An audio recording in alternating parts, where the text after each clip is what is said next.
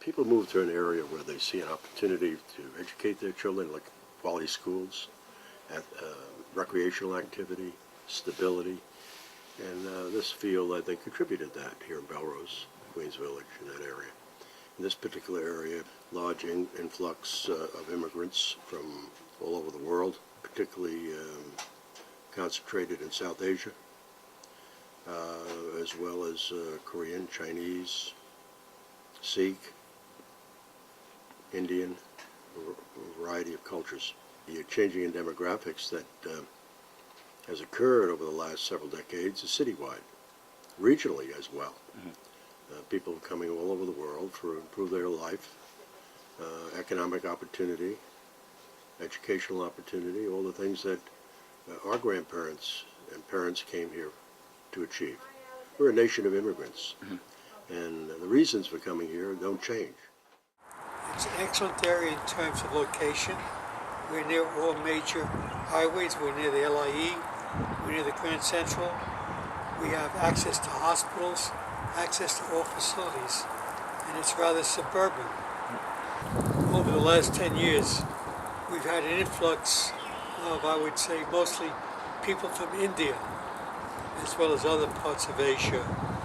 The most interesting thing is, as soon as they move in, for the most part, they either completely demolish the house and rebuild a bigger house, or they build up and back, they expand the house. Whereas they were originally one level, now they're at least two levels. They do that for two reasons. They want more room for bigger families, and also they generally want to improve the house. So one way of improving it is to completely renovate it or tear it down and rebuild.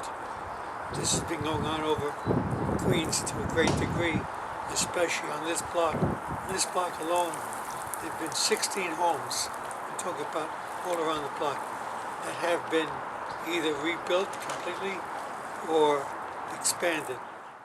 I would say in the last 7 years, there's been an influx of Indian families in our neighborhood. I imagine because they're English speaking and it's in a nice area, family-oriented area, and they want to take advantage of the school system. District 26 is a pretty good district. I don't know what the other reasons are, but there was a real estate agent whose goal was to put a camel in every driveway in Belrose. He encouraged a sale of homes to a particular ethnic group. You know, we started hanging out when we were 7, 8. First, it was just driving up and down the block on our bikes, playing tag. But that's what I mean. It was this entire neighborhood. We played manhunt. We ran through backyards. Nobody cared. Nobody wouldn't do that now. We'd probably get shot. Now it doesn't feel like a community. Now it's just a bunch of random houses.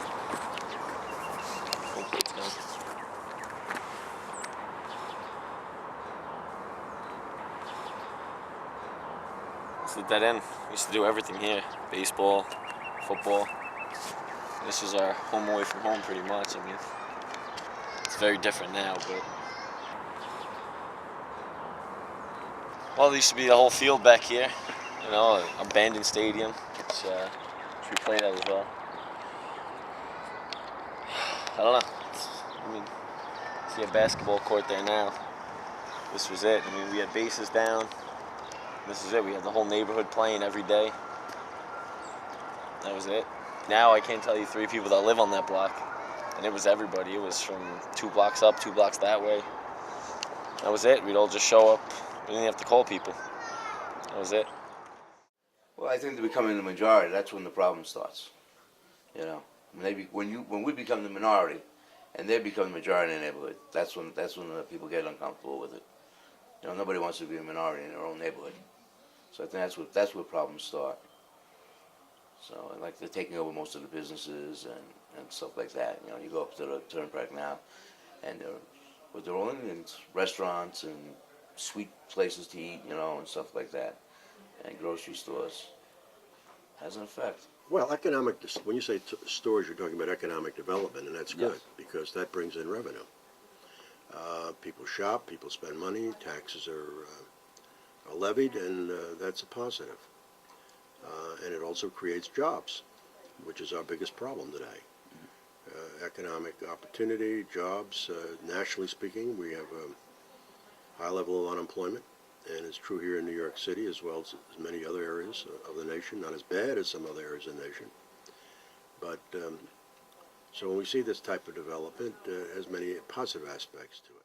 You know, as we grew older, we stopped playing on the streets, and it's not even that we don't accept these new people. We just feel like we walk around now. Nobody knows us. Nobody. It's like as if we're strangers in the neighborhood. So, like, back there they just put all those houses in. Used to be a nice place to just go and play. Where do you want to go now? Now you have to go to a public park. There's nowhere to go now. Well, when I got elected, there was a little piece in the front right there on Hillside Avenue, 1 or 2 fields that had been negotiated by one of our assemblymen before my time with the state, because that was state property, part of Creedmoor, Creedmoor State Hospital.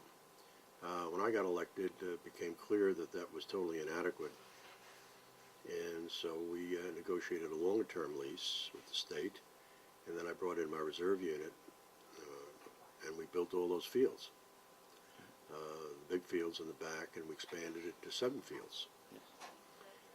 And that, of course, made it possible for many more youngsters to participate. Kids, no matter where they come from, they want to play ball. And we've exported baseball. It's the most popular sport in Japan. Prior to the end of World War II, they never heard of baseball. So baseball is an international game. Someday there'll be an international World Series. I think it's good. In that respect, I think it's good, because that kind of brings the, see, with immigrants, it's always the thing is they're always to themselves. All immigrants have always been. They're very family oriented, and that's how they survive. That's how they get by. But the Prella kind of, brings a community thing to it. They have to get involved and meet other people, and that's good. Preller was our Yankee Stadium. This is our sandlot. But Preller's still Preller. I don't feel like Preller's changed that much.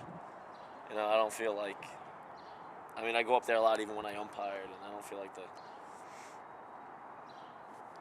culture there has changed as much. It's still a baseball stadium, a complex. You gotta pay to get in. Nobody's gonna go there if they don't want to. But here, this is where you see the change.